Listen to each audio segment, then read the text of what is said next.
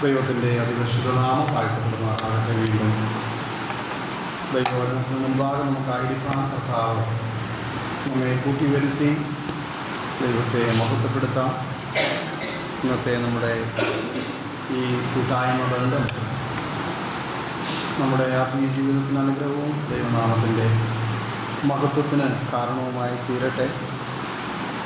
ദൈവസന്നിധിയിലേക്ക് കടന്നു വന്ന് പ്രാർത്ഥിക്കുവാനും ദൈവവചനം കേൾക്കുവാനും നമുക്ക് ലഭിക്കുന്ന ഓരോ അവസരങ്ങളും വളരെ വിലപ്പെട്ടതാണ്. അതിൻ്റെ മാധുര്യം അനുഭവിക്കുവാൻ ദൈവം നമുക്ക് തുടർച്ചയായ അവസരങ്ങളെ തന്നുകൊണ്ടിരിക്കുന്നു. അത് കൂടുതൽ പ്രയോജനപ്പെടുത്തുവാനായിട്ട് കർത്താവ് നമ്മെ സഹായിക്കും. യാക്കോബിൻ്റെ ലേഖനം 5-ാം അധ്യായത്തിലേക്ക് നമുക്ക് കടന്നു വരാം. യാക്കോബിൻ്റെ ലേഖനം 5-ാം അധ്യായത്തിൻ്റെ 16-17 വാക്യങ്ങൾ നമുക്ക് വായിക്കാം. യാക്കോബിൻ്റെ ലേഖനം 5-ാം അധ്യായത്തിൻ്റെ 16-17 വാക്യങ്ങൾ. എന്നാൽ യാക്കോബ് 5-ന്റെ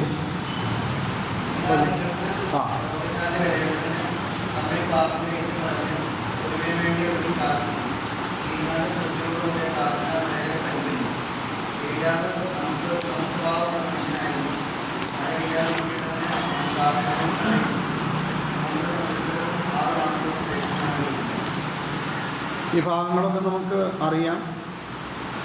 നാം ധാരാളം നല്ല നിലയിൽ ചിന്തിക്കുകയും പഠിക്കുകയൊക്കെ ചെയ്തിട്ടുള്ള വേദഭാഗങ്ങളാണെങ്കിലും രാത്രിയിൽ പ്രാർത്ഥന എന്ന വിഷയത്തെക്കുറിച്ച് ചില കാര്യങ്ങൾ ഓർപ്പിക്കാമെന്ന് ഞാൻ ആഗ്രഹിക്കുകയാണ്. അത് മുഖാന്തരം നമ്മുടെ വ്യക്തിപരമായ ജീവിതത്തിലും കുടുംബജീവിതത്തിലും സഭാജീവിതത്തിലുമൊക്കെ കുറേ കൂടെ നാം പക്വതയോടുകൂടെ പ്രാർത്ഥനാ ജീവിതത്തെ സീരിയസായി കാണുവാൻ ഇടയായാൽ അത് കുറേ കൂടെ നമുക്ക് അനുഗ്രഹമായിട്ട് തീരും. നമുക്കറിയാം, മിക്കവാറും സ്ഥലസഭകളിലൊക്കെ പ്രാർത്ഥനാ മീറ്റിങ്ങുകളുണ്ട്, പ്രാർത്ഥനാ യോഗങ്ങളുണ്ട്. അധിക പങ്ക് സ്ഥലങ്ങളിലും ഏറ്റവും കുറഞ്ഞ സംഖ്യ കാണുന്ന മീറ്റിംഗാണ് പ്രാർത്ഥനാ മീറ്റിംഗ്, അല്ലേ? മറ്റെല്ലാ മീറ്റിങ്ങുകളിലും പൊതുവെ ആളുകൾ കാണാം. എന്നാൽ പ്രാർത്ഥനയ്ക്ക് വേണ്ടി മാത്രം കൂടി വരുന്ന സ്ഥലങ്ങളിൽ പലപ്പോഴും താരതമ്യേന സംഖ്യ കുറവാണ്.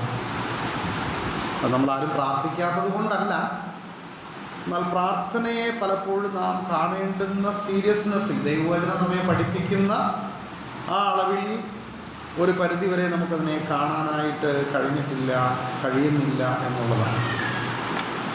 നമുക്കിവിടെയും ഉണ്ടൊരു പ്രാർത്ഥനാ മീറ്റിംഗ്, അല്ലേ? ഏത് ദിവസമാണ് ഇവിടുത്തെ പ്രാർത്ഥനാ മീറ്റിംഗ്? എത്ര പേർക്കത് അറിയാൻ ശരിക്കും? വെള്ളിയാഴ്ചത്തെ ഒരു പ്രാർത്ഥനാ മീറ്റിംഗ് ഇവിടെ ഇരിക്കുന്നതിൽ എത്ര പേര് അതിനോട് ആത്മാർത്ഥത പുലർത്തുന്നുണ്ടെന്നുള്ളത് നമുക്ക് ഓരോരുത്തർക്കും തന്നെ അറിയാവുന്ന കാര്യമാണ്. ആരംഭകാലത്തെ ക്രിസ്തീയ ജീവിതം 1-ാം നൂറ്റാണ്ടിലെ നാം പഠിച്ചു കഴിഞ്ഞാൽ അവർ അനുഭവിച്ച പ്രതികൂലങ്ങളുടെ അത്രയും ഒന്നും ഇന്നത്തെ കാലഘട്ടത്തിലില്ല.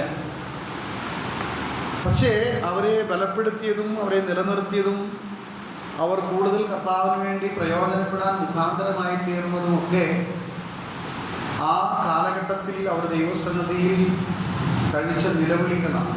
ഒരുമിച്ചും സഭയായിട്ടും വ്യക്തിപരമായിട്ടുമൊക്കെ അവർ പ്രാർത്ഥിച്ചതുകൊണ്ടാണ്. നമ്മൾ ക്രിസ്തീയ ജീവിതത്തിൻ്റെ അടിസ്ഥാന ഉപദേശങ്ങളെന്ന് പറഞ്ഞ് പഠിപ്പിക്കുന്ന ഒരു വാക്യമുണ്ട് അപ്പോസ്തല പ്രവൃത്തി 2-ാം അധ്യായത്തിൽ, അല്ലേ? 7 കൂട്ടം കാര്യങ്ങളാണ് നമ്മൾ പഠിപ്പിക്കുന്നത്. രക്ഷിക്കപ്പെടുക, സ്നാനപ്പെടുക, പിന്നെ അപ്പം നുറുക്കുക, അപ്പോസ്തലന്മാരുടെ ഉപദേശം കേൾക്കുക, കൂട്ടായ്മയെ ആചരിക്കുക, പിന്നെ അവസാനം നമ്മളെന്താ വായിക്കുന്നത്? അവർ ചെയ്തു പോകുന്ന കാര്യമായിട്ട് നമ്മൾ വായിക്കുന്നത് എങ്ങനെയാണ്? അവർ പ്രാർത്ഥന കഴിച്ചും പോകുന്നു എന്ന് നമ്മൾ വായിക്കും. അപ്പോൾ അടിസ്ഥാന ഉപദേശങ്ങളായിട്ട് നമ്മളിത് പഠിപ്പിക്കും. പക്ഷെ പ്രായോഗിക തലത്തിലേക്ക് നാം വരുമ്പോൾ സഭകൾ വളരും തോറും കാലങ്ങൾ കഴിയും തോറും പ്രാർത്ഥനാ ജീവിതത്തിന് മങ്ങലേറ്റുകൊണ്ടിരിക്കുകയാണ്. വാസ്തവത്തിൽ പ്രാർത്ഥന എന്ന് പറയുന്നത് തിരുവെഴുത്ത് നമ്മെ ഓർപ്പിക്കുന്ന കാര്യം ഒരു രക്ഷിക്കപ്പെട്ട ദൈവ പൈതലിൻ്റെ ഒരു പദവിയാണ്, ഒരു ഉത്തരവാദിത്തമായിട്ടാണ് ദൈവവചനം അതിനെ പഠിപ്പിക്കുന്നത്. തിമോഥെയോസിന്റെ ലേഖനത്തിലേക്ക് വരുമ്പോൾ നാം അത് വായിക്കുന്നുണ്ട്. അങ്ങനെയുള്ള പ്രാർത്ഥനകൾ ദൈവസന്നിധിയിൽ പ്രസാദകരമാകുന്നു നമ്മൾ വായിക്കുന്നുണ്ടല്ലേ. ആർക്ക് വേണ്ടി പ്രാർത്ഥിക്കുന്നതാണ്? വാക്യമൊക്കെ വായിച്ചിട്ടുണ്ടോ? രാജാക്കന്മാർക്കും അല്ലേ, അധികാരികൾക്കും വേണ്ടിയൊക്കെ നമ്മൾ എന്ത് ചെയ്യണമെന്ന് പറഞ്ഞേ, നമ്മൾ പക്ഷപാതവും യാചനയും ചെയ്യണം. അത് ദൈവസന്നിധിയിൽ പ്രസാദകരമല്ല. അപ്പോൾ നമ്മുടെ വ്യക്തിപരമായ ജീവിതത്തിലുള്ള പ്രാർത്ഥനയുണ്ട്. അത് മാത്രമല്ല, മറ്റുള്ളവർക്ക് വേണ്ടി നാം കഴിക്കുന്ന യാചനകളും പ്രാർത്ഥനകളും ഒക്കെ ദൈവസന്നിധിയിൽ എന്താണ്? ദൈവസന്നിധിയിൽ പ്രസാദകരമായിരിക്കുന്ന കാര്യമാണ്. അപ്പോൾ ഈ വചനങ്ങളൊക്കെ നമുക്കറിയാം. ഇതറിയത്തില്ലാത്തതുകൊണ്ടല്ല ഇങ്ങനെയുള്ള വിഷയങ്ങൾ വീണ്ടും നമ്മൾ ചിന്തിക്കുന്നത്. ഇതൊക്കെ നമുക്ക് അറിയാവുന്ന കാര്യങ്ങളാണ്. എന്നാൽ പ്രായോഗികമായിട്ട് പലപ്പോഴും നാം അറിയുന്ന പല കാര്യങ്ങളിലും പുറകിലാണ് പരാജയപ്പെട്ടുകൊണ്ടിരിക്കുന്നത്. മറ്റൊന്ന്, പ്രാർത്ഥനാ ജീവിതം ദൈവമക്കളുടെ ജീവിതത്തിൽ കുറയുമ്പോൾ ഒരുപക്ഷെ നാം അതിനെ മനസ്സിലാക്കുന്നുണ്ടോ ഇല്ലയോ നമുക്കറിയില്ല. ഒരുപാട് പ്രയാസങ്ങൾ നമ്മുടെ ജീവിതത്തിൽ വർദ്ധിക്കുന്നു. പ്രാർത്ഥിക്കുന്ന ആർക്കും പ്രശ്നങ്ങൾ ഉണ്ടാകാനെന്നല്ല ഞാൻ പറഞ്ഞതിൻ്റെ ചുരുക്കം. പക്ഷെ നമ്മുടെ എല്ലാ പ്രശ്നങ്ങളിലും പ്രതിസന്ധികളിലും നമുക്ക് മുൻപോട്ട് പോകാനായിട്ട് ശക്തി നൽകുന്നത് എപ്പോഴും പ്രാർത്ഥനയാണ്. പലപ്പോഴും നമ്മൾ പ്രാർത്ഥനയെ കാണുന്നത് നമ്മുടെ ചില കാര്യങ്ങൾ സാധിച്ചെടുക്കാനുള്ള ഒരു മാധ്യമമായിട്ടാണ് പലപ്പോഴും വിശ്വാസികൾ പ്രാർത്ഥനയെ കണ്ടിട്ടുള്ളത്. പക്ഷേ വേദപുസ്തകം അതല്ല പഠിപ്പിക്കുന്നത്. ദൈവത്തോട് നാം സംസാരിക്കുകയും ദൈവവുമായിട്ടുള്ള നമ്മുടെ ഹൃദ്യമായ വ്യക്തിപരമായിരിക്കുന്ന ബന്ധത്തെ നമ്മൾ അനുദിനം ഉറപ്പിക്കുകയും ചെയ്യുന്ന ഒരു ശുശ്രൂഷയാണ് പ്രാർത്ഥന. ഞാൻ ആ ഭാഗമെല്ലാം വിവരിക്കാനുള്ള സമയം നമ്മുടെ മുൻപിലില്ല. നാം ഇന്ന് വായിച്ചതായിരിക്കുന്ന വേദപുസ്തകത്തിലെ വാക്യം ഈ വിഷയങ്ങളെ, വാസ്തവത്തിൽ പ്രാർത്ഥനയുടെ മൂല്യത്തെ, അതിൻ്റെ വിലയെ ഒരു പ്രാവശ്യം കൂടെ ഓർക്കുവാൻ സഹായിക്കുന്ന നിലയിലാണ് യാക്കോബ് വെളിപ്പെടുത്തിയിരിക്കുന്നത്. ഇവിടെ നാം വായിച്ച വാക്യം ഒരു പ്രാവശ്യം കൂടെ ഞാൻ ആവർത്തിക്കാൻ ആഗ്രഹിക്കുന്നു. എന്നാൽ നിങ്ങൾക്ക് രോഗശാന്തി വരേണ്ടതിന് വരേണ്ടതിന് തമ്മിൽ പാപങ്ങളെ ഏറ്റുപറഞ്ഞ് ഒരുവന് വേണ്ടി ഒരുവൻ പ്രാർത്ഥിപ്പിൻ. നീതിമാന്റെ ശ്രദ്ധയോടുകൂടിയ പ്രാർത്ഥന വളരെ ഫലിക്കുന്നു. ഏലിയാവ് നമുക്ക് സമസ്വഭാവമുള്ള മനുഷ്യനായിരുന്നു. മഴ പെയ്യാതിരിക്കേണ്ടതിനും പ്രാർത്ഥനയിൽ അപേക്ഷിച്ചു. 3 സംവത്സരവും 6 മാസവും ദേശത്ത് മഴ പെയ്തില്ല. അവൻ വീണ്ടും പ്രാർത്ഥിച്ചപ്പോൾ ആകാശത്ത് നിന്ന് മഴ പെയ്തു, ഭൂമിയിൽ ധാന്യം വിളഞ്ഞു എന്നാണ് നമ്മൾ വായിക്കുന്നത്. ദൈവം ചെയ്യാൻ ആഗ്രഹിക്കുന്ന, അല്ലെങ്കിൽ ദൈവത്തെ കൊണ്ട് ഏതെല്ലാം കാര്യങ്ങൾ സാധിക്കുന്നുവോ, ദൈവത്തിന് എല്ലാ കാര്യം സാധ്യമാണ്. ദൈവത്തെ കൊണ്ട് എന്തെല്ലാം കാര്യങ്ങൾ ചെയ്യാൻ സാധിക്കുന്നുവോ ആ കാര്യങ്ങളെല്ലാം ഒരു ദൈവ പൈതലിന് പ്രാർത്ഥന കൊണ്ട് സാധിക്കാൻ കഴിയുമെന്നാണ് ദൈവവചനം നമ്മെ പഠിപ്പിക്കുന്നത്. ദൈവം അത്ഭുതങ്ങളുടെ ദൈവമാണ്. ദൈവം എന്താഗ്രഹിക്കുന്നതെല്ലാം, തൻ്റെ ഇഷ്ടങ്ങളെല്ലാം ഈ ഭൂമിയിൽ നിവർത്തിക്കുന്നവനാണ്. ദൈവത്തിന് അസാധ്യമായിട്ടൊന്നുമില്ല. നമ്മൾ സാധാരണ പറയാറുണ്ട്, അസാധ്യങ്ങളെ സാധ്യമാക്കുന്ന ദൈവം.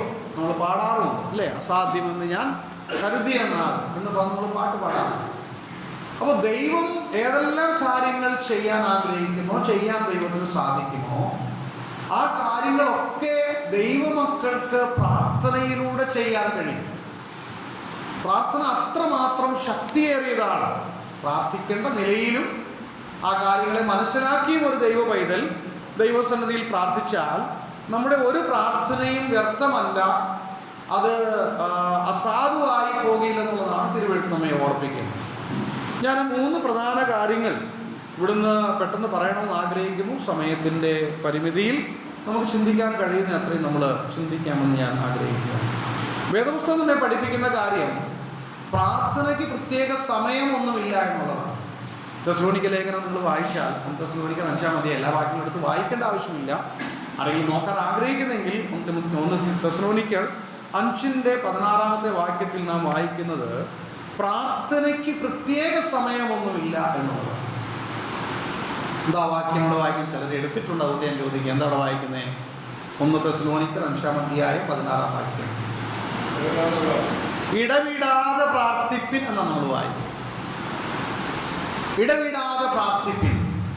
ലൂക്കോസിന്റെ സുവിശേഷം 18-ാം അധ്യായത്തിൽ കർത്താവ് ഒരു ആത്മീയ സത്യം വെളിപ്പെടുത്താൻ വേണ്ടി ഒരു കഥയൊക്കെ പറഞ്ഞിട്ട് അതിൻ്റെ 1-ാമത്തെ വാക്യത്തിൽ തന്നെ കർത്താവ് പറഞ്ഞു, നിങ്ങൾ മടുത്തു പോകാതെ പ്രാർത്ഥിപ്പിൻ.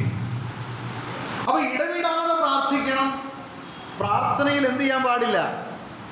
മടുത്തു പോകരുത്. എന്തുകൊണ്ടായിരിക്കും അങ്ങനെ പറഞ്ഞേ? പലപ്പോഴും പ്രാർത്ഥനയിൽ നമ്മൾ മടുത്തു പോകുന്നു. അതിൻ്റെ കാരണം നമ്മൾ പ്രതീക്ഷിക്കുന്ന നിലയിലും പ്രതീക്ഷിക്കുന്ന സമയത്തും നാം പ്രാർത്ഥിച്ച വിഷയങ്ങൾക്ക് ഉത്തരം ലഭിക്കുന്നില്ല എന്നുള്ള ഒരു ചിന്ത നമ്മെ ഭരിക്കുമ്പോഴാണ് ഇനിയും പ്രാർത്ഥിച്ചിട്ട് എന്താണ് കാര്യം, എന്തിനാണ് ഇങ്ങനെ പ്രാർത്ഥിക്കുന്നതൊക്കെ നമ്മൾ ചിന്തിച്ചു പോകാൻ സാധ്യതയുണ്ട് എന്നുള്ളത് ദൈവത്തിനറിയാം. അതുകൊണ്ടാണ് മടുത്തു പോകാതെ പ്രാർത്ഥിക്കണം എന്ന് തിരുവെഴുത്ത് നമ്മെ പിന്നെയും പ്രബോധിപ്പിക്കുന്നത്. ഇടവിടാതെ പ്രാർത്ഥിക്കുക എന്ന് പറഞ്ഞാൽ പലപ്പോഴും നമ്മൾ ഈ പ്രാർത്ഥിക്കണം എന്നൊക്കെ പറയാൻ നമ്മുടെ മനസ്സിലേക്ക് പെട്ടെന്ന് വരുന്നത് പ്രാർത്ഥനയ്ക്കായി ഒരു സമയം കണ്ടെത്തി അതിനുവേണ്ടി പ്രത്യേകമായിരിക്കുന്ന ഒരു സ്ഥലം ക്രമീകരിച്ച് പ്രാർത്ഥിക്കുന്ന രീതിയൊക്കെയാണ് മനസ്സിലേക്ക് വരുന്നത്. അങ്ങനെയൊക്കെ പ്രാർത്ഥിക്കുന്ന പ്രാർത്ഥനകൾ വേദപുസ്തകത്തിലുണ്ട്. അങ്ങനെ പ്രാർത്ഥിക്കുന്നത് നല്ലതാണ്. എന്നാൽ ഒരു ദൈവപൈതലിനെ സംബന്ധിച്ച് പ്രാർത്ഥനാ മനോഭാവത്തിൽ ജീവിക്കണമെന്നുള്ളതാണ് ആ വാക്യം ഓർപ്പിക്കുന്നത്. എന്ന് പറഞ്ഞാൽ ഏത് സമയത്തും ദൈവവുമായിട്ട് നമ്മുടെ ഹൃദയം പങ്കിടുന്ന ഒരു ജീവിത ശൈലി, അത് നമ്മൾ എന്ത് ചെയ്താലും ആ ചെയ്യുന്ന കാര്യത്തോടുള്ള ബന്ധത്തിൽ ഓരോ നിമിഷം കണ്ണടച്ച് മുട്ടുകുത്തി പ്രാർത്ഥിക്കണമെന്നില്ല. പിന്നെയോ നമ്മുടെ ഹൃദയത്തിൽ നിന്ന് കർത്താവെ സഹായിക്കണമേ എന്നുള്ള ഒരു പ്രാർത്ഥനാ മനോഭാവത്തോടുകൂടിയുള്ള ഒരു ജീവിതം, അതാണ് തിരുവെഴുത്ത് ഓർപ്പിക്കുന്നത്. ഞാൻ ഇങ്ങനെ പറയട്ടെ, ഈവൻ യുവതലമുറയുടെ മുന്നിലുണ്ടല്ലോ, പക്ഷേ പ്രായമുള്ളവരെ സംബന്ധിച്ച് അത് പ്രാക്ടിക്കലാകണമെന്നില്ല, അവർക്ക് വേറെ പല കാര്യങ്ങളുണ്ട്. ഞാൻ പറയുന്നത് ഈവൻ നമ്മളൊരു എന്താ പറയുക, ഒരു ATM നിന്ന് ഒരു കാർഡ് ഇട്ടിട്ട് ഒരു പൈസ എടുക്കുന്ന സമയത്ത് പോലും മനസ്സിൽ നിന്നൊരു പ്രാർത്ഥന ഉണ്ടാകും. എന്തിനാണ് പ്രാർത്ഥിക്കുന്നത്? നമ്മുടെ അക്കൗണ്ടിൽ പൈസയുണ്ട്, കാർഡ് നമ്മുടെ കയ്യിലുണ്ട്, പിൻകോഡ് നമുക്കറിയാം, അതിലിട്ട് ആ ക്ലിക്ക് ചെയ്ത് കഴിയുമ്പോൾ എന്ത് സംഭവിക്കും? നമുക്ക് പൈസ കിട്ടും. ശരിയാണ്. ഞാനത് പറയാൻ കാരണം അതിൻ്റെ ഒരു പ്രാധാന്യം മനസ്സിലാക്കാൻ വേണ്ടിയാണ്. ഈ ക്രിയകളെല്ലാം നമ്മൾ ചെയ്യുന്നുണ്ട്. ഒരു കുട്ടിക്ക് ATM കാർഡ് നമ്മുടെ കയ്യിലുണ്ട്, അക്കൗണ്ടിൽ പൈസയുണ്ട്, അതിൻ്റെ പാസ്വേഡ് നമുക്കറിയാം, നമുക്കത് ഓപ്പറേറ്റ് ചെയ്യാൻ അറിയാം. പക്ഷേ അതിനിടയിലും സംഭവിക്കാവുന്ന ഒരു സാധ്യതയുണ്ടെന്ന് അറിയാമോ? നമ്മളതിങ്ങനെ ഇതിങ്ങനെ ഓപ്പറേറ്റ് ചെയ്ത് വരുന്ന സമയത്ത് ജസ്റ്റ് ഇലക്ട്രിസിറ്റി ഒന്ന് പോയാൽ സംഭവിക്കുന്ന കാര്യം എന്താണെന്നറിയാം? നമുക്ക് എന്ത് സംഭവിക്കും? ആ പൈസ കിട്ടത്തില്ല. ആ പൈസ അവിടെ എന്താണെന്നറിയാമോ? അവിടെ കുടുങ്ങിപ്പോകും. ഞാൻ പറഞ്ഞ മനസ്സിലാകും, ഉപയോഗിച്ചിട്ടുള്ളവർക്ക് മനസ്സിലാകും. അപ്പം ഞാൻ പറഞ്ഞതിൻ്റെ ചുരുക്കം, ഈവൻ നമ്മൾ ആ പ്രക്രിയകളെല്ലാം നമ്മൾ നടത്തുന്നുണ്ടെങ്കിലും അത് ശരിയായ നിലയിൽ നമുക്ക് പ്രയോജനപ്പെടണമെങ്കിൽ അതിൻ്റെ പുറകിൽ ആരുടെ പ്രവർത്തനം ആവശ്യമാണ്? ദൈവത്തിൻ്റെ പ്രവർത്തനം ആവശ്യമാണ്. അത് നമുക്ക് ഉടനെ ATM നമുക്ക് മുട്ടുകുത്തി പ്രാർത്ഥിക്കേണ്ട ആവശ്യമൊന്നുമില്ല. പിന്നെയോ ആ ഒരു കാര്യം നാം ചെയ്യുമ്പോൾ കർത്താവേ തടസ്സം കൂടാതെ ഇതിങ്ങോട്ട് വരാൻ സഹായിക്കണമേ എന്നുള്ളൊരു മനോഭാവം, ഒരു പ്രാർത്ഥനാ ഹൃദയം നമ്മുടെ ജീവിതത്തിൻ്റെ എല്ലാ ചെറിയ വലിയ കാര്യങ്ങളുടെ മേലും ദൈവാശ്രയത്തോടുകൂടെ പ്രാർത്ഥനാ മനോഭാവത്തോടുകൂടെ നാം ജീവിക്കുക എന്നുള്ളതാണ്. ഞാൻ പെട്ടെന്ന് പറഞ്ഞു പോകാൻ ആഗ്രഹിക്കുന്നത് യാക്കോബിൻ്റെ ലേഖനത്തിൽ നിന്നുകൊണ്ട് മാത്രം 3 പ്രത്യേക സന്ദർഭങ്ങൾ യാക്കോബ് ഇവിടെ പറയുന്നു. അത് മാത്രമാണ് ഞാൻ പറയാൻ ആഗ്രഹിക്കുന്നത്. എത്രത്തോളം വിശദീകരിക്കാൻ പറ്റുമെന്ന് എനിക്കറിയില്ല. ഒന്ന്, 5-ാം അധ്യായത്തിൻ്റെ 13-ാമത്തെ വാക്യം നമുക്ക് വായിക്കാം. 5-ാം അധ്യായത്തിൻ്റെ 13-ാമത്തെ വാക്യം. നിങ്ങളിൽ കഷ്ടം അനുഭവം. ഞാൻ യാക്കോബിൻ്റെ ലേഖനത്തിൽ നിന്ന് മാത്രമാണ് പറയുന്നത്. വേദപുസ്തകത്തിൻ്റെ മറ്റ് പല ഭാഗങ്ങളിലും പല വിഷയങ്ങൾ കാണാൻ കഴിയും. യാക്കോബ് ഇവിടെ 16-ാം വാക്യത്തിൽ ഒരുവന് വേണ്ടി ഒരുവൻ പ്രാർത്ഥിപ്പിൻ, നീതിമാന്റെ ശ്രദ്ധയോടുകൂടിയ പ്രാർത്ഥന വളരെ ഫലിക്കുന്നു എന്ന് പറയുമ്പോൾ അതിൻ്റെ സറൗണ്ടിങ്, അതിൻ്റെ ചുറ്റുപാടുമുള്ള യാക്കോബ് പറയുന്ന കാര്യങ്ങൾ മാത്രമാണ് ഞാൻ പറയാൻ ആഗ്രഹിക്കുന്നത്. അതൊരു 3 പ്രത്യേക സന്ദർഭങ്ങളായിട്ട് യാക്കോബ് തിരിച്ചിട്ടുണ്ട്. അതിൽ ഒന്നാമത്തെ കാര്യമാണ് 13-ാമത്തെ വാക്യത്തിൽ നാം വായിച്ചത്. പ്രാർത്ഥിക്കേണ്ട ഒരു സന്ദർഭം എന്താണ്? എപ്പോഴാണ്? കഷ്ടം അനുഭവിക്കുന്നവൻ പ്രാർത്ഥിക്കട്ടെ. ഇനി ഈ കഷ്ടമെന്ന് പറയുമ്പം എന്താ? ഒരുപാട് കാര്യങ്ങൾ കാണും. നമുക്കതെല്ലാം പേര് ലിസ്റ്റ് ചെയ്ത് പറയാൻ ബുദ്ധിമുട്ടാണ്. നമ്മുടെ മനസ്സിൽ തന്നെ നമുക്ക് ഒരുപാട് കാണും കഷ്ടതകൾ എന്ന് പറയും. പക്ഷെ ഇവിടെ യാക്കോബ് പറയുമ്പോൾ നമ്മുടെ ചുറ്റുപാടുമുള്ളതായിരിക്കുന്ന സാഹചര്യങ്ങൾ വ്യത്യസ്തമായി തീരുകയും അനുകൂലമല്ലാതെ വരികയും ആ സാഹചര്യങ്ങൾ മുഖാന്തരം ഉണ്ടാകുന്ന മാനസിക സമ്മർദ്ദം, മാനസികമായിരിക്കുന്ന വ്യത, അതാണ് യാക്കോബ് ഇവിടെ പറയുന്ന കഷ്ടത. ഇപ്പോൾ ചുരുക്കി പറഞ്ഞാൽ, ഉദാഹരണം പറഞ്ഞു കഴിഞ്ഞാൽ, നമുക്കൊരു സാമ്പത്തിക നഷ്ടം ഉണ്ടായെന്ന് വിചാരിക്കുക. ഒരു സാമ്പത്തിക നഷ്ടം നമുക്ക് സംഭവിച്ചു. ബിസിനസ് ചെയ്യുന്നവനാണെങ്കിൽ അവന് നഷ്ടം വരാം, കൃഷിയോടുള്ള ബന്ധത്തിൽ അവന് ചിലപ്പം തോൽവി ഉണ്ടായെന്ന് വരാം, മറ്റേതെങ്കിലും നിലയിൽ നമുക്ക് പക്ഷേ നമ്മുടെ പേഴ്സ് തന്നെ കളഞ്ഞു പോയെന്ന് വിചാരിക്കുക. അപ്പോൾ അങ്ങനെ സാമ്പത്തിക നഷ്ടം വരുമ്പോൾ അത് ബാധിക്കുന്നത് എവിടെയാണ് നമ്മളെ പെട്ടെന്ന്? ഇപ്പം നമ്മൾ അറിഞ്ഞുകൊണ്ട് ഒരാൾക്കൊരു 10,000 രൂപ നമ്മൾ കൊടുത്താലും നമുക്കതിനകത്ത് ദുഃഖമില്ല. ഒരാളുടെ ആവശ്യം വന്നു, ഒരു രോഗം വന്നു, അല്ലെങ്കിൽ ഒരു എമർജൻസി കേസ് വന്നു, നമ്മൾ മനസ്സോടെ ദൈവനാമത്തിൽ ഒരു 10,000 രൂപ നമ്മൾ ഒരാൾക്ക് കൊടുക്കുകയാണ് ഗിഫ്റ്റായിട്ട്, നമ്മുടെ ഹൃദയം നമ്മളെ വേദനിപ്പിക്കുമോ? ഒരിക്കലും വേദനിപ്പിക്കത്തില്ല. കാരണം നമ്മൾ ദൈവസന്നിധിയിൽ ഒരു നല്ല പ്രവൃത്തിയാണെന്ന് മനസ്സിലാക്കി മനസ്സോടെ നമ്മൾ എത്ര കൊടുത്തിരിക്കുക? 10,000 രൂപ കൊടുത്തു. അതിനകത്ത് നമുക്ക് സന്തോഷമേ ഉള്ളൂ. കാരണം കർത്താവിൻ്റെ നാമത്തിൽ നമുക്ക് അത്രയും ചെയ്യാൻ കഴിയും. എന്നാൽ നമ്മുടെ മനസ്സറിയാതെ, നാം അറിയാതെ ഒരു 10 രൂപ നഷ്ടപ്പെട്ടാലോ? 10,000 നഷ്ടപ്പെടേണ്ട, നമ്മുടെ അറിവ് കൂടാതെ ഒരു 10 രൂപ നഷ്ടപ്പെട്ടാലോ സന്തോഷമായിരിക്കും? ഇല്ലല്ലേ? അത് നമുക്ക് ചെറിയ വേദന ഉണ്ടാകും. കാരണം നമ്മൾ അറിയാതെ നമ്മുടെ കയ്യിൽ നിന്ന് എന്തായി? 10 രൂപ പോയി. ആ 10 രൂപ എവിടെ പോയി, എങ്ങനെ പോയി, എപ്പം പോയി, അത് നമ്മുടെ ആ ഉത്തരം കിട്ടുന്നത് വരെ ആ 10 രൂപയെ പ്രതി നമ്മുടെ ഹൃദയത്തിലൊന്നുണ്ടാകും, ഒരു വേദന ഉണ്ടാകും. കുറേ കഴിയും, ഒരുപക്ഷെ അത് കിട്ടിയില്ലെങ്കിൽ നമ്മൾ കോട്ടയെന്ന് വെച്ച് കളയും. പക്ഷേ നമ്മുടെ മനസ്സിൽ ഇങ്ങനെ കിടക്കുക, എന്നാലും ആ പൈസ എവിടെ? ഞാൻ ഇവിടെ വെച്ചതായിരുന്നല്ലോ പൈസ, അല്ലെ എൻ്റെ പേഴ്സിൽ ഇട്ടതാണല്ലോ, എൻ്റെ പോക്കറ്റിൽ ഉണ്ടായിരുന്നല്ലോ, അതെവിടെ പോയി എന്നുള്ള ആ ഒരു വേദന നമ്മുടെ ജീവിതത്തിലുണ്ട്. അപ്പോൾ സാഹചര്യങ്ങൾ മുഖാന്തരം നമുക്കുണ്ടാകുന്ന സമ്മർദ്ദങ്ങൾ അല്ലെങ്കിൽ മാനസിക വേദന. ഇനി നമ്മുടെ കുടുംബങ്ങളെക്കുറിച്ച് നമുക്ക് ചിന്തിക്കാം.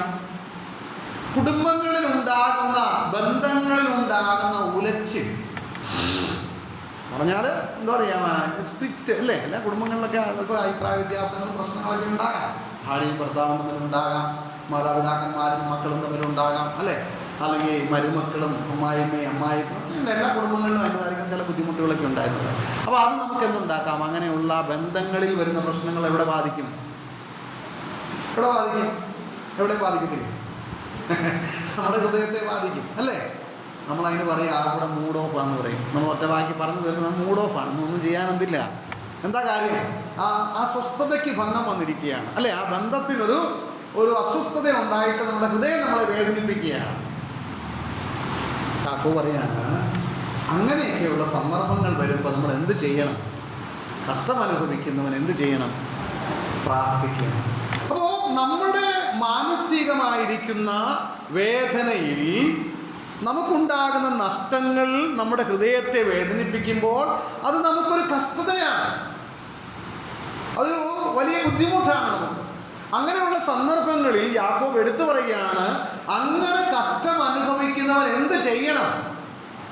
പ്രാർത്ഥിക്കണം. പ്രാർത്ഥിക്കുമ്പോൾ എന്ത് സംഭവിക്കും? ദൈവം ആ കാര്യത്തിന് പരിഹാരം തരികയും നമ്മുടെ ഹൃദയത്തിൽ ഒന്നുണ്ടാകും, ഒരു സ്വസ്ഥത, ഒരു സമാധാനം നമുക്ക് ലഭിക്കുകയും ആ പ്രശ്നങ്ങൾക്കൊരു പരിഹാരം ഉണ്ടാകുകയും ചെയ്യും. സങ്കീർത്തനത്തിലേക്ക് നമുക്ക് ഒരു വാക്യം വായിച്ച് പെട്ടെന്ന് പോകാം. 18-ാം സങ്കീർത്തനം അതിൻ്റെ 6-ാമത്തെ വാക്യം നമുക്ക് പെട്ടെന്ന് വായിക്കാം. 18-ാം സങ്കീർത്തനം 6-ാമത്തെ വാക്യം.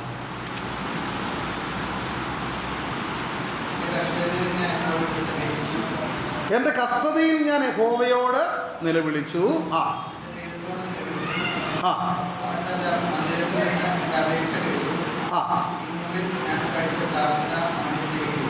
അപ്പോൾ ഇവിടെ സങ്കീർത്തനക്കാരൻ പറയാണ്, ഞാൻ നിലവിളിച്ച ഒരു പർട്ടിക്കുലർ ടൈമുണ്ട്, ഒരു പ്രത്യേക സമയമുണ്ട്. എപ്പോഴാ? എൻ്റെ കഷ്ടതയിൽ ഞാൻ എന്ത് ചെയ്തു? ദൈവത്തോട് നിലവിളിച്ചു. ആ ദൈവത്തോട് ഞാൻ എൻ്റെ കഷ്ടതയിൽ, ആ മാനസികമായ വേദനയിൽ ഞാൻ നിലവിളിച്ചു കഴിഞ്ഞപ്പോൾ ദൈവം എന്ത് ചെയ്തു? എൻ്റെ ആ നിലവിളി കേട്ടു. നമ്മുടെ ദൈവം നമ്മുടെ പ്രാർത്ഥന കേൾക്കുന്നവനാണ്. സ്വർഗത്തിൽ വസിക്കുന്നവനായിരിക്കുന്ന ദൈവം നമ്മുടെ പ്രാർത്ഥന കേൾക്കുന്നവനാണ്. നമ്മുടെ വേദനയുടെ നടുവിൽ നാം ദൈവത്തോട് നിലവിളിക്കുമ്പോൾ, ഒരുപാട് ഉദാഹരണങ്ങളുണ്ട് വേദപുസ്തകത്തിൽ അങ്ങനെയുള്ള പ്രാർത്ഥിച്ചതായിരിക്കും ദൈവഭക്തന്മാരെ കുറിച്ച് നാം വായിക്കുന്നുണ്ട്. അവരാരും അമാനുഷികരൊന്നും ആയിരുന്നില്ല. അവരാരും യാതൊരു പരിമിതികളും കുറവുകളും ഇല്ലാത്ത പെർഫെക്റ്റായ ആളുകളൊന്നും ആയിരുന്നില്ല. അങ്ങനെ ഒരു കൺഫ്യൂഷൻ യാക്കോബിൻ്റെ സമയത്ത് ഉണ്ടായിരുന്നു. എന്ന് പറഞ്ഞാൽ ആത്മീയമായി വലിയ സമ്പന്നരായിരിക്കുന്നവര്, കർത്താവിന് വേണ്ടി വലിയ അമാനുഷികമായിരിക്കുന്ന അസാധാരണമായിരിക്കുന്ന കാര്യങ്ങളൊക്കെ ചെയ്യുന്നവര് ഒക്കെ പ്രാർത്ഥിച്ചാലേ പ്രാർത്ഥനയ്ക്ക് ഉത്തരം ലഭിക്കും എന്നുള്ളൊരു തെറ്റിദ്ധാരണ ഉണ്ടായിരുന്നത് കൊണ്ടാണ് 17-ാം വാക്യത്തിൽ യാക്കോബ് ആ തെറ്റിദ്ധാരണ ഉണ്ടാകാതിരിക്കാൻ വേണ്ടി പറയുന്ന ഒരു വാക്യമുണ്ട്. നമ്മൾ വായിച്ചതാണ്. 17-ാം വാക്യത്തിൽ ഈ കാര്യം പറഞ്ഞിട്ട് ഉടനെ എന്താ യാക്കോബ് പറയുന്നത്? ഒരു മനുഷ്യനെ നമ്മൾ മുമ്പാകെ കൊണ്ടുവരിക. ആരാ? ഏലിയാവ്. ഏലിയാവ് ആരാണെന്ന് പറഞ്ഞിരിക്കണം? ഓ, ഏലിയാവ് അസാധാരണ മനുഷ്യനായിരുന്നു, അവൻ വലിയ ഭക്തനായിരുന്നു, അവൻ പ്രാർത്ഥിച്ചപ്പോൾ ദൈവം കേട്ടതാണ് അവിടെ എഴുതിയേക്കുന്നത്. പിന്നെ എന്താ എഴുതിയേക്കുന്നത്? നമുക്ക് സമസ്വഭാവമുള്ള എന്ന് പറഞ്ഞാൽ ചുരുക്കം എന്താ? ദൈവം നമ്മുടെ എല്ലാവരുടെയും പ്രാർത്ഥനയ്ക്ക് ഉത്തരം നൽകുന്നവനാണ്. നമ്മുടെ പ്രശ്നം, നാം പ്രാർത്ഥനയെക്കുറിച്ച് ഒരുപാട് പഠിക്കും, ഒരുപാട് പ്രസംഗിക്കും, ഒരുപാട് പഠിപ്പിക്കും, പക്ഷെ എന്ത് ചെയ്യത്തില്ല? പ്രാർത്ഥിക്കത്തില്ല. അതാണ് നമ്മുടെ പ്രശ്നം. നമ്മളിപ്പോൾ ഈ ഒരു പ്രാർത്ഥനയെക്കുറിച്ചുള്ള വിഷയം വേണേൽ 1 മാസം വേണേൽ ക്ലാസ് എടുക്കാം. 30 മുതൽ വെളിപ്പാട് വരെയുള്ള വാക്യങ്ങളൊക്കെ പറഞ്ഞ് ക്ലാസ്സുകൾ എടുക്കാം നമുക്ക്. പക്ഷെ പ്രോബ്ലം എവിടെയാണ്? പ്രാക്ടിക്കൽ ഗ്രൗണ്ട് ലെവലിലേക്ക് നമ്മൾ ഈ പ്രാർത്ഥിക്കുക എന്ന് പറയുന്നതായ തലത്തിലേക്ക് ഇറങ്ങി വരുന്നില്ല. അത് നമ്മൾ വേറെ എവിടെയും പോകേണ്ട, നമ്മുടെ സഭയെ തന്നെ നമ്മൾ ചിന്തിച്ചാൽ മതി. സഭ അനൗൺസ് ചെയ്യുന്ന വെള്ളിയാഴ്ചത്തെ പ്രാർത്ഥന നമ്മൾ ചിന്തിച്ചാൽ മതി. അതിലെത്ര പേര് നമുക്ക് വാസ്തവത്തിൽ ഈ ആ പ്രാർത്ഥനയോട് ആത്മാർത്ഥത കാണിക്കുന്നുള്ളത് ചിന്തിച്ചാൽ തന്നെ മനസ്സിലാകും. എന്ന് വിചാരിച്ച് നിങ്ങൾ ആരും പ്രാർത്ഥിക്കാത്തവരാണെന്നല്ല ഞാൻ പറയുന്നത്. പക്ഷേ പ്രാർത്ഥന എന്നുള്ളൊരു കാര്യത്തെ നാം വിലമതിക്കുന്നുണ്ടെങ്കിൽ മാക്സിമം നാം ശ്രമിക്കും. എന്തിന്? ദൈവമക്കൾ ഒരുമിച്ച് കൂടി അനേക വിഷയങ്ങളെ ഓർത്ത് പ്രാർത്ഥിക്കുന്ന ആ കൂടുവരവിൽ എന്നും പറ്റിയില്ലെങ്കിലും അറ്റ്ലീസ്റ്റ് 2 മാസത്തിൽ ഒരിക്കലെങ്കിലും എനിക്കൊന്ന് പോയി പ്രാർത്ഥിക്കാം അല്ലേ? നമ്മൾ ദിവസങ്ങളിൽ ചിന്തിക്കാൻ കഴിഞ്ഞാൽ, ഞാൻ ഈ ഇടക്കരയുള്ള ആളായതുകൊണ്ട് ഇവിടുത്തെ കാര്യങ്ങൾ പറഞ്ഞിട്ട് വേറെ ഒന്നും നിങ്ങൾ ചിന്തിക്കേണ്ട. എനിക്കല്ലേ പറയാനായിട്ടുള്ളൂ. ഞാനിവിടെയുള്ള ആളായതുകൊണ്ട് ഇവിടുത്തെ അകത്തെ കാര്യങ്ങൾ എനിക്ക് അറിയാമല്ലോ. അപ്പോൾ ഇവിടെ പ്രാക്ടിക്കലായി നടക്കേണ്ട കാര്യങ്ങൾ ഞാൻ പഠിപ്പിക്കാതെ വേറെ കുറേ കാര്യങ്ങൾ വലിയ പ്രസംഗം പറഞ്ഞിട്ട് പോയിട്ട് എന്താ കാര്യമുള്ളൂ? അതുകൊണ്ടാണ് ഞാൻ അങ്ങനെയുള്ള പല വിഷയങ്ങളും ഇവിടെ പ്രാർത്ഥനയോടുകൂടെ തന്നെ പ്രിപ്പയർ ചെയ്യുന്നു. ഇവിടെ നമുക്ക് പ്രയോജനപ്പെടണം. ഇടക്കര സഭയ്ക്ക് അനുഗ്രഹം ഉണ്ടാകും. കഥാ നമ്മളെ സഹായിക്കട്ടെ. അപ്പോൾ ഒന്ന്, നമ്മുടെ മാനസികമായ വ്യഥകൾ, വേദനകൾ, സാഹചര്യങ്ങളുടെ സമ്മർദ്ദങ്ങൾ കൊണ്ടുണ്ടാകുന്ന ബുദ്ധിമുട്ടുകൾ, കഷ്ടതകൾ പ്രാർത്ഥിക്കുവാനായിട്ട് നമുക്കിടയായിത്തീരണം. അതിൻ്റെ കുറച്ച് ഭാഗങ്ങളൊക്കെ ഞാനതങ്ങ് വിടുകയാണ്. രണ്ടാമത്തെ കാര്യം 14-ഉം 15-ഉം വാക്യം നമുക്ക് വായിക്കാം. 14-ാം വാക്യം.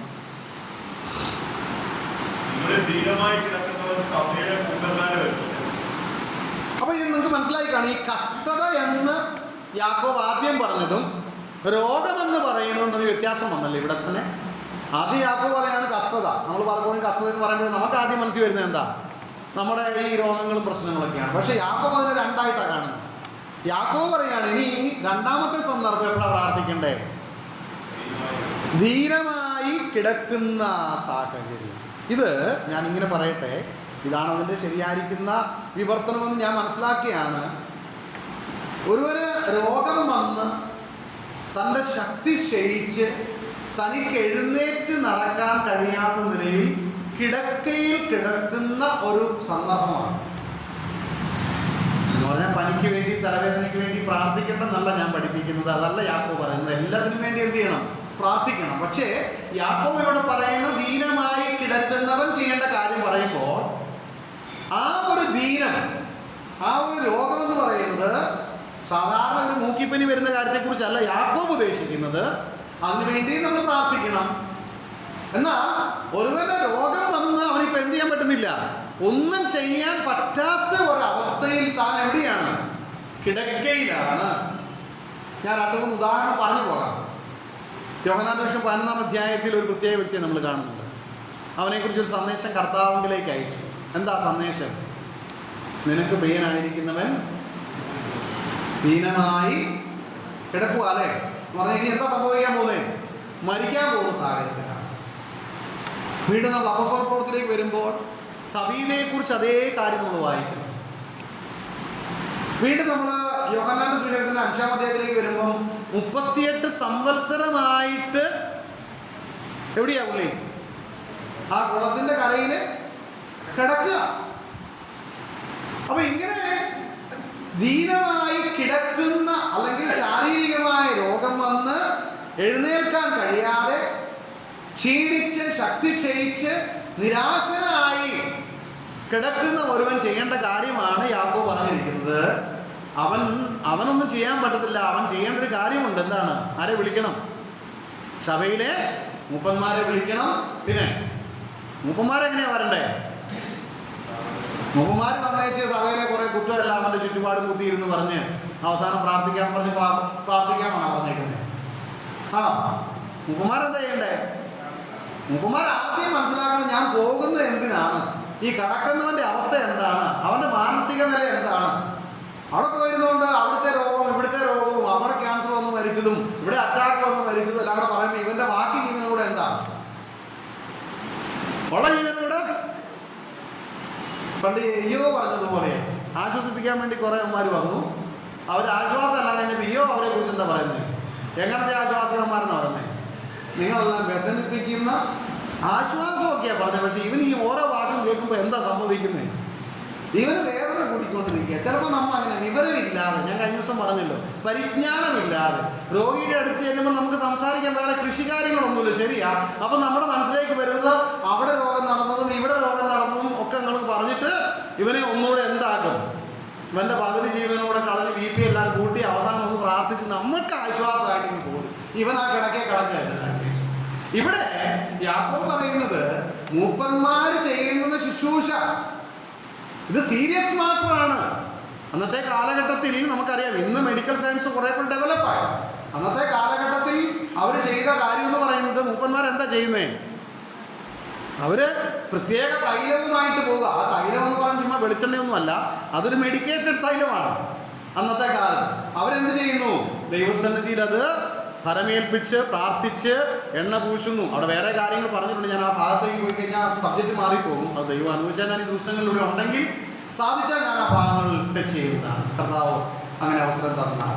ഇവിടെ പറയുകയാണ്, ഒരു രോഗിയായി ക്ഷീണിതനായി കിടക്കയിൽ കിടക്കുന്ന ഒരുവൻ ചെയ്യേണ്ട കാര്യം, അവന് പ്രാർത്ഥനയെക്കുറിച്ചുള്ള ബോധ്യം ഉണ്ടാകണം. അവനെന്ത് ചെയ്യണം? സഭയിലെ മൂപ്പന്മാരെ വിളിക്കണം. സഹോദര, എനിക്ക് മൂപ്പന്മാരെ വിളിക്കാനുള്ള ഫോൺ ചെയ്യാൻ നിവൃത്തിയില്ലെങ്കിൽ എങ്ങനെയെങ്കിലും ആ സന്ദേശം എത്തിക്കണം. ഞാൻ ക്ഷീണിതനാണ്, നിങ്ങൾ എനിക്ക് വേണ്ടി എന്ത് ചെയ്യണം? വന്ന് പ്രാർത്ഥിക്കണം. പ്രാർത്ഥിക്കാൻ പോകുന്ന മൂപ്പന്മാർ മനസ്സിലാക്കണം നമ്മൾ എങ്ങോട്ടാണ് പോകുന്നത്, എങ്ങനെയുള്ള ഒരുവൻ്റെ അടുക്കലേക്കാണ് പോകുന്നത്, ആ ശുശ്രൂഷ എത്ര വിലയേറിയതാണ്, ദൈവം അത് എത്രമാത്രം ഗൗനിക്കുന്നതാണ് എന്ന് മനസ്സിലാക്കി വേണം എന്ത് ചെയ്യാനായിട്ട്? ആ ശുശ്രൂഷയെ സീരിയസ് ആയിട്ട് കാണാനായിട്ട്. അപ്പോൾ ദീനമായി കിടക്കുന്നവൻ എന്ത് ചെയ്യണം? പ്രാർത്ഥിക്കണം. മൂപ്പന്മാർ അവർക്ക് വേണ്ടി പ്രാർത്ഥിക്കണം. മറ്റൊന്ന്, മൂന്നാമത്തെ കാര്യം ഞാൻ പറയുമ്പോൾ നമുക്ക് 5-ാം അധ്യായത്തിൻ്റെ 16-ാം വാക്യം തന്നെ വായിക്കാം. 16-ാമത്തെ വാക്യത്തിൽ, എന്നാൽ നിങ്ങൾക്ക് രോഗശാന്തി വരേണ്ടതിന് എന്ത് ചെയ്യണം?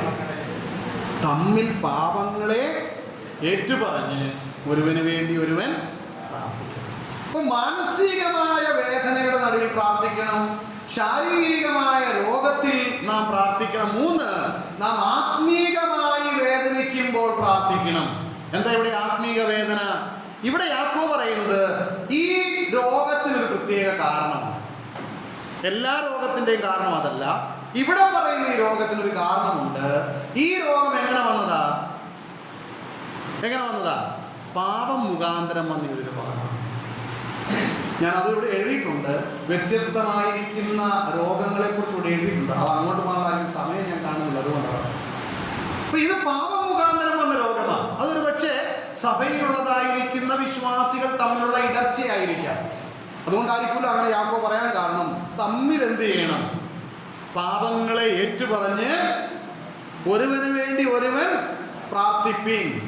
അപ്പോ വിശ്വാസികൾ തമ്മിലുള്ളതായിരിക്കുന്ന ബന്ധങ്ങൾക്ക് ഇടർച്ച സംഭവിക്കുമ്പോൾ ആ ഇടർച്ച, ആ പിണക്കം ആ മാനസികമായിരിക്കുന്ന അകൽച്ച അത് പാപമാണ് ദൈവസന്നിധി. അപ്പൊ അവിടെ എന്താ ചെയ്യേണ്ടത്?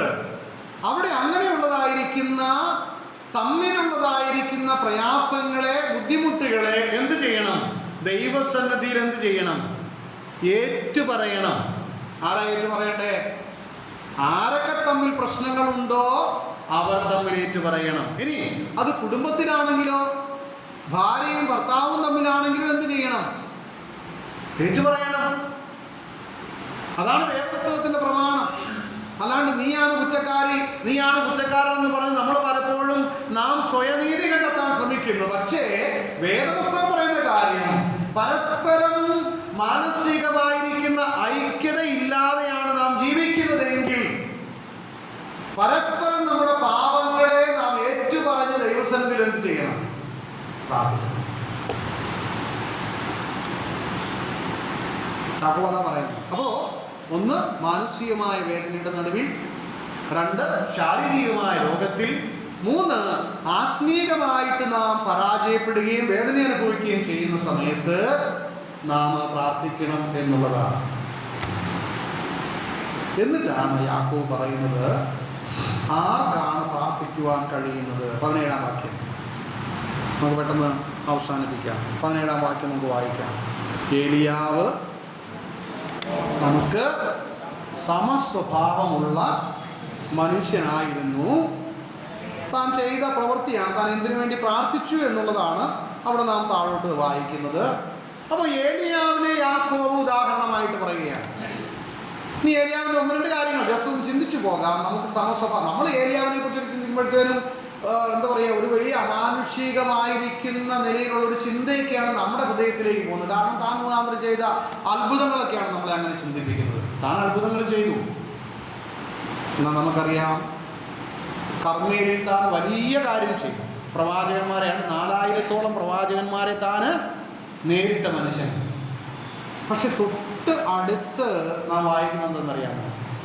ഏലിയ ഓടിപ്പോവുക അല്ലേ? എങ്ങോട്ടാ ഓടിപ്പോകുന്നേ?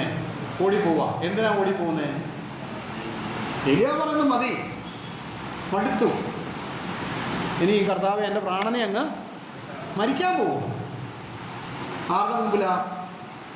4000 പ്രവാചകന്മാരെ ധൈര്യത്തോടെ നേരിട്ടതായിരിക്കുന്ന ഏലിയാവ് ഒരു സ്ത്രീയുടെ വാക്കിന് മുമ്പിൽ എന്തായി? ഇപ്പൊ മനസ്സിലായോ നമ്മളെപ്പോലെ സമസ്വഭാവമുള്ള മനുഷ്യൻ എന്ന് പറഞ്ഞാൽ എന്താണ്? ചില സമയത്ത് നമുക്ക് വലിയ ധൈര്യമാണ്, പക്ഷെ ചില സമയത്ത് ചെറിയ കാര്യങ്ങളുടെ മുമ്പിൽ നാം എന്താ? നമ്മളൊന്നുമല്ലാതായിത്തീരും അല്ലേ? നമ്മൾ പരാജയപ്പെട്ടു പോകും.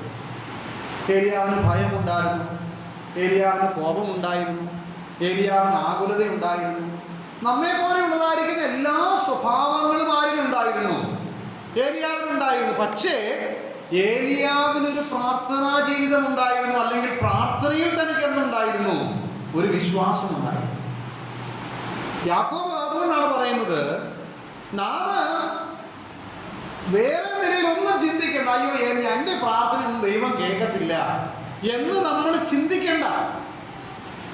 ഇവിടെ യാക്കോബ് പറയാണ് ആരുടെ പ്രാർത്ഥന വളരെ ഫലിക്കുന്നതാണ്. നമ്മൾ വായിച്ച വാക്യത്തില് നീതിമാന്റെ ശ്രദ്ധയേറിയ പ്രാർത്ഥന വളരെ ഫലിക്കുന്നു. ഈ വാക്യം വായിക്കുമ്പോഴും നമ്മൾ വിചാരിക്കുന്നത് നീതിമാൻ എന്നൊക്കെ പറഞ്ഞു കഴിഞ്ഞാൽ ആരൊക്കെയോ ആണ്, നമ്മളൊന്നും അതിൽ പെട്ടവരല്ല എന്നാണ്. നമ്മൾ നീതിമാന്മാരാണോ? ആണോ? അതെ, നമ്മളാണ് നീതിമാന്മാർ. നമുക്കറിയാം നമ്മുടെ ജീവിതത്തിൽ ഒരുപാട് പരാജയങ്ങളും പ്രശ്നങ്ങളും കുറവുകളൊക്കെ ഉണ്ടെങ്കിലും കർത്താവായിരിക്കുന്ന യേശുക്രിസ്തുവിൽ വിശ്വസിച്ചത് മുഖാന്തരം നാം ഒക്കെ എങ്ങനെയാ? നീതീകരിക്കപ്പെട്ടവരാണ്. ദൈവത്തിൻ്റെ നീതി ധരിച്ചിരിക്കുന്നവരാണ് നാം. അല്ലാതെ ഏതെങ്കിലുമൊക്കെ അസാധാരണക്കാരായിരിക്കുന്ന കുറെ മനുഷ്യരെ കുറിച്ചല്ല യാക്കോബ് പറയുന്നത്.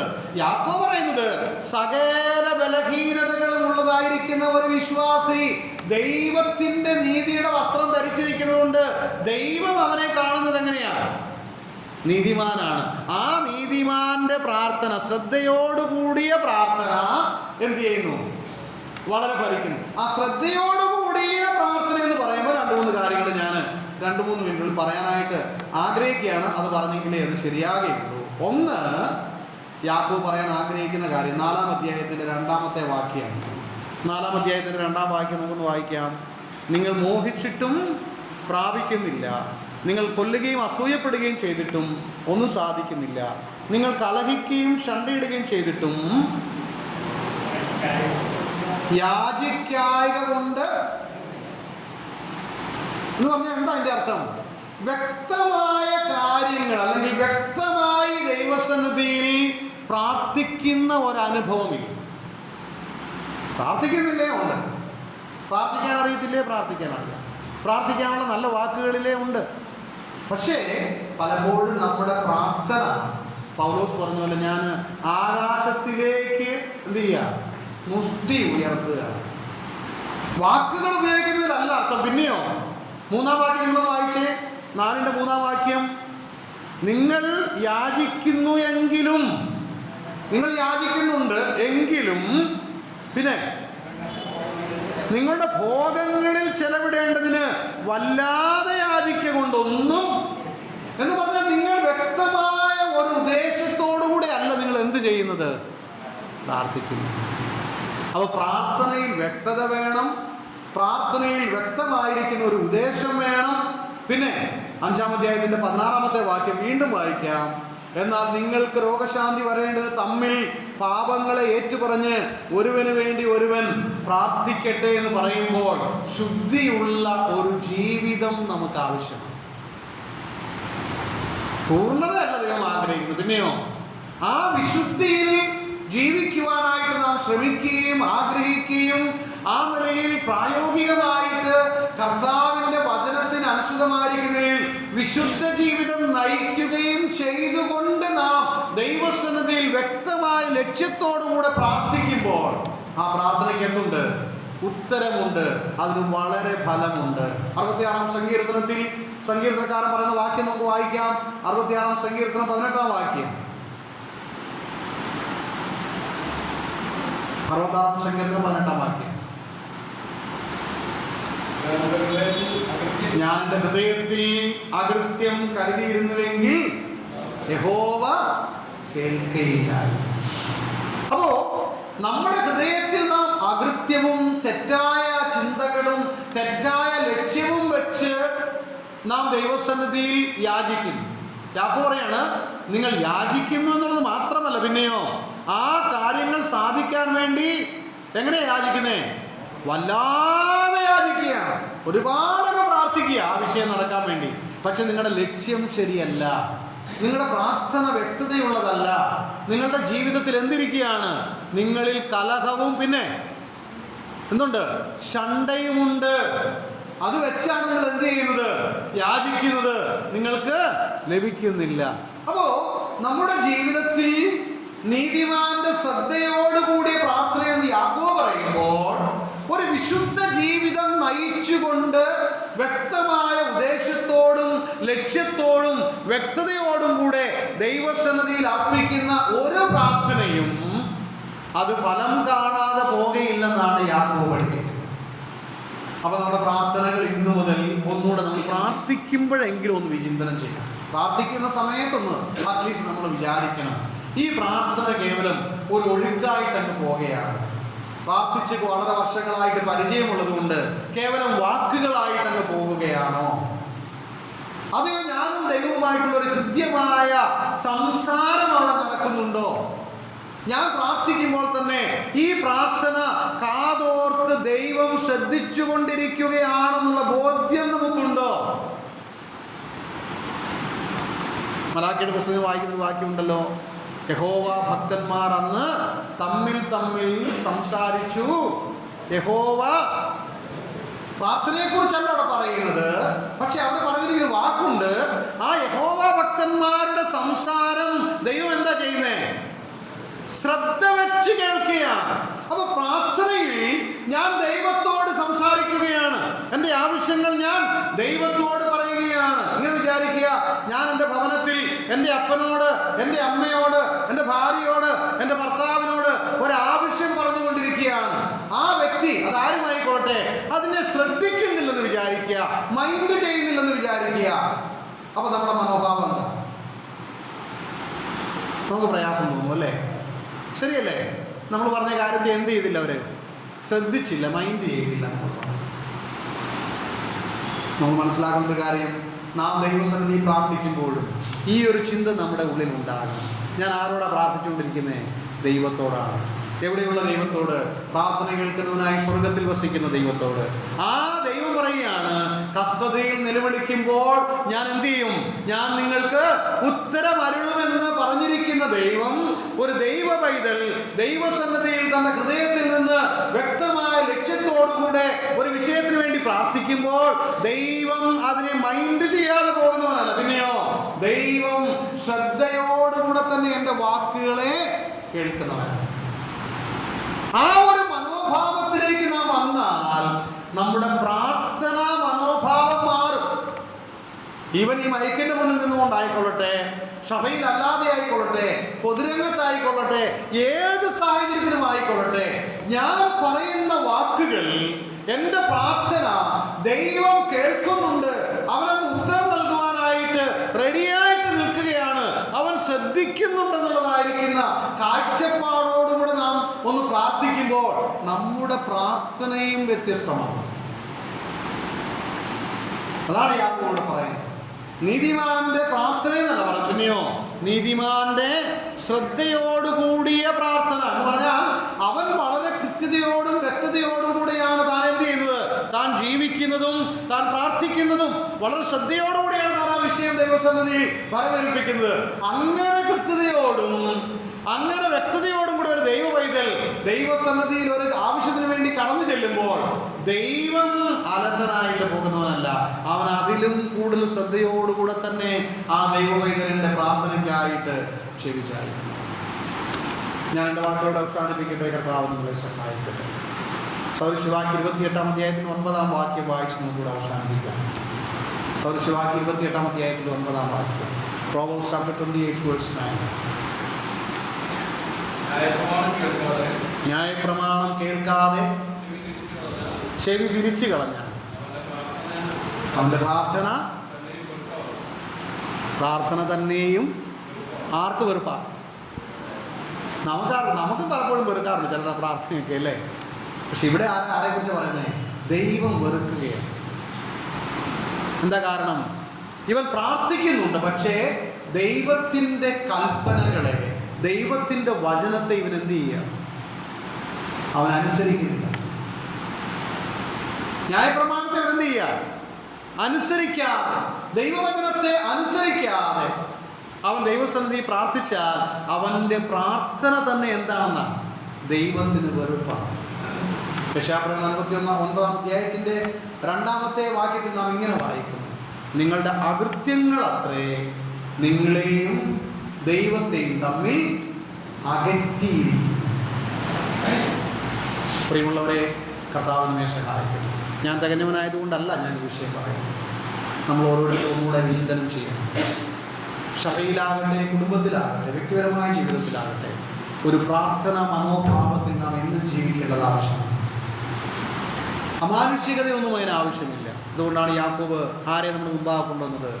ഏലിയാവിനെ കൊണ്ടുവന്നു. നമ്മെ പോലെ സാധാരണക്കാരനായ മനുഷ്യൻ. പക്ഷേ അവൻ ദൈവത്തോട് പ്രാർത്ഥിച്ചപ്പോൾ ആ പ്രാർത്ഥന ദൈവം കേട്ട് ദൈവം തൻ്റെ മഹത്വത്തിനായി ഏലിയാവിൻ്റെ പ്രാർത്ഥനയ്ക്ക് ഉത്തരം നൽകുകയാണ്.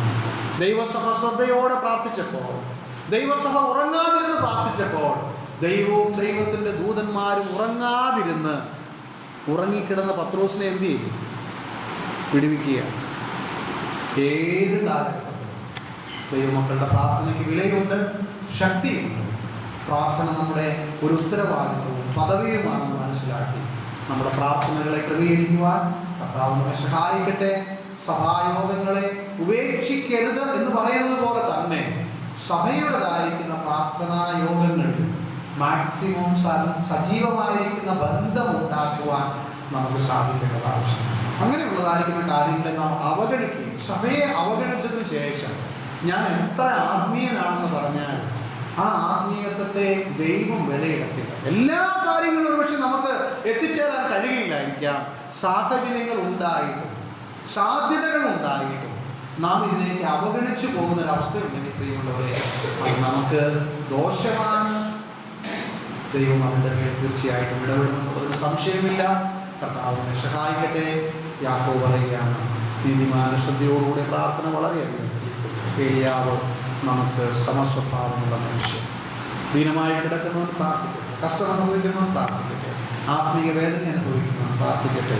നമ്മുടെ ജീവിതത്തിലെ എല്ലാ സാഹചര്യങ്ങളിലും ഇടവിടാതെ ദൈവവുമായിട്ട് നമ്മുടെ കൃത്യമായ ബന്ധം പുലർത്തി അവനിൽ ആശ്രയിച്ച് മുൻപോട്ട് പോകുക. ദൈവത്തിനെ സഹായിക്കട്ടെ.